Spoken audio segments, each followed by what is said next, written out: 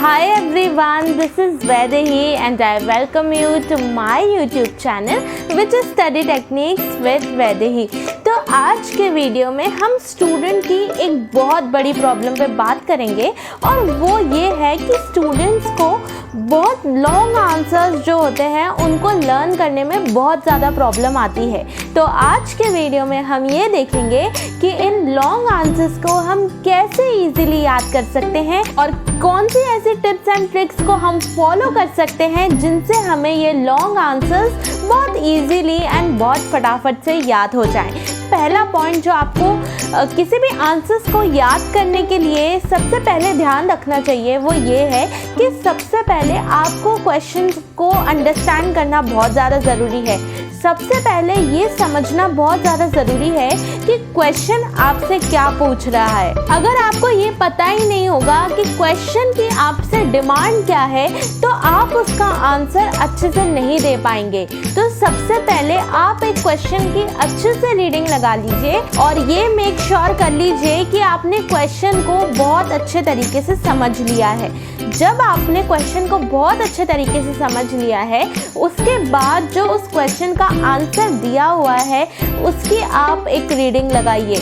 मैं कह रही हूँ कि आप एक नहीं कम से कम उस आंसर की 2 बार रीडिंग लगाइए और ये देखिए कि उस आंसर में क्या वो क्वेश्चन की डिमांड मीट हो रही है और ये देखिए कि वो आंसर क्या बता रहा है। जब आप उस आंसर की रीडिंग कर लेंगे तो आप अपने आप को उस आंसर से बहुत अच्छे तरीके से फैमिलियराइज कर लेंगे और आपको पता होगा कि आप क्या पढ़ने या क्या याद करने जा रहे हैं। इसके बाद जो आपको पॉइंट ध्यान रखना है वो ये कि आपने जब रीडिंग कर ली है तब आपको उस आंसर को पार्ट्स में डिवाइड करना है।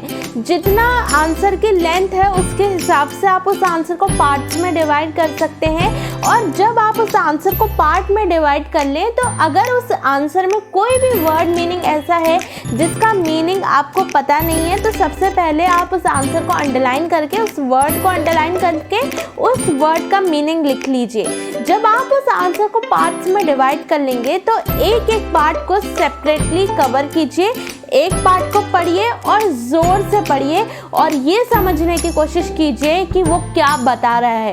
जब आपने जितने भी पार्ट्स डिवाइड कर लिए हैं उन सारे पार्ट्स की एक अच्छी रीडिंग और एक लाउड रीडिंग कर लीजिए ताकि आपको ये पता लगे कि हमें आंसर में लिखना क्या है। जब आप उस आंसर को अच्छे से पढ़ लें, उसको बहुत अच्छे से अंडरस्टैंड कर लें, जब आपको पता लग चुका है कि हमें क्वेश्चन का आंसर किस वे में क्या देना है, उसके बाद एक बहुत अच्छी रीडिंग के बाद आप उसको बिना देखे अपने वर्ड्स में लिखने की कोशिश कीजिए।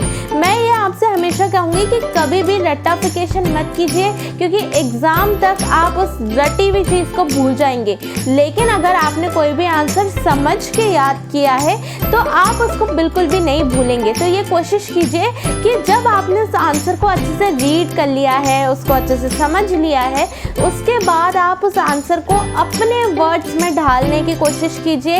एक ब्लैंक पेपर ले लीजिए और ये देखिए कि आप उस आंसर को कैसे अपने वर्ड्स में लिख सकते हैं क्योंकि हमें आंसर का सिर्फ कॉन्सेप्ट समझना है, हमें उसकी लैंग्वेज को रटना नहीं है। लैंग्वेज हमें हमेशा हमारी यूज़ करनी है, हमें हमारे वर्ड्स यूज़ करने हैं। तो आप ये कोशिश कीजिए कि उस कॉन्सेप्ट को समझ लें कि हमें एक्चुअली आंसर को देना कैसे है। अब आप जब उस आंसर को अच्छे से समझ लें तो आप उसको बिना देखे जब आप लिख लें तो ये देखिए कि कहीं ऐसा कोई पॉइंट तो नहीं है जो आपसे बहुत छूट गया है क्योंकि हमें कोई भी इम्पॉर्टेंट फैक्ट को उसमें लिखना है और उसको हम छोड़ नहीं सकते।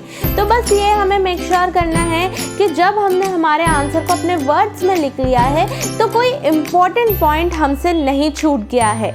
हर बार ये कोशिश कीजिए कि अपने आंसर को आप अपने डेली लाइफ के एग्जाम्पल्स के साथ एसोसिएट करें और निमोनिक टेक्निक्स का यूज़ करें। निमोनिक टेक्निक्स में हम ये करते हैं कि जो हम याद कर रहे हैं उसको हम किसी चीज़ के साथ एसोसिएट करते हैं और जब हम उस चीज़ को रिकॉल करते हैं तो ऑटोमेटिकली हमें हमारा आंसर याद आ जाता है।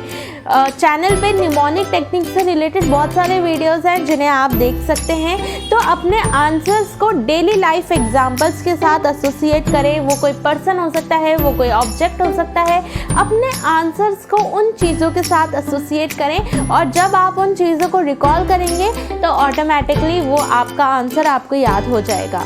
और इसके बाद जो नेक्स्ट पॉइंट आप ध्यान रख सकते हैं वो ये है कि अपने आंसर्स जो आपने अपने वर्ड्स में लिखे हैं उनको रिवीजन करते रहें, क्योंकि जितना ज़्यादा हम रिवीजन करते हैं चीज़ें परमानेंट होती हैं हमारे माइंड में और हमें वो रिकॉल करने में बहुत ज़्यादा मदद करती है। एक और तरीका आप यूज़ कर सकते हैं अपने आंसर्स को याद करने के लिए, वो ये है कि जो भी आंसर आपने पढ़ा है ना उसको लिखिए। जितना ज़्यादा आप उसको लिख के याद करेंगे वो चीज़ आपको बहुत ज़्यादा याद होगी। आपने जब अपने आंसर को पार्ट्स में डिवाइड कर लिया है तो ये लिख के देखें कि क्या वो चीज़ें आपको याद हो पा रही है, क्योंकि हमने ऑलरेडी पार्ट्स में हमारा आंसर डिवाइड किया, फिर उसको हमने हमारे वर्ड्स में डाला। तो जब आप ये दोनों स्टेप कर लेंगे तो उसको लिख के देखिए कि अगर ये क्वेश्चन आ जाता है तो क्या आप इसको लिखने में सक्षम हैं। अगर आप उसको लिखने में आपको थोड़ी सी प्रॉब्लम हो रही है तो वापस ये देखिए कि गलती कहाँ हो रही है, वापस उस आंसर को पढ़िए और जितना ज़्यादा लिख के चीज़ों को याद कर सकते हैं वो याद कीजिए, क्योंकि लिखने से चीज़ें हमारे माइंड में परमानेंट होती है। तो आई होप कि ये जो आंसर लर्निंग का जो कॉन्सेप्ट है कि हमें पहले आंसर को डिवाइड करना है, फिर उसको समझना है, फिर उसको अच्छे से बिना रटे समझना है कि आंसर क्या बोल रहा है, इसके बाद आप इजीली अपने आंसर्स को याद कर लेंगे। तो आई होप कि ये वीडियो आपकी हेल्प ज़रूर करेगी। अगर वीडियो आपकी हेल्प करे तो एक लाइक ज़रूर कीजिएगा, चैनल को शेयर कीजिएगा, सब्सक्राइब कीजिएगा और मैं मिलूँगी आपसे बहुत जल्द अपने ऐसे ही एक नए वीडियो के साथ। Till then bye and take care.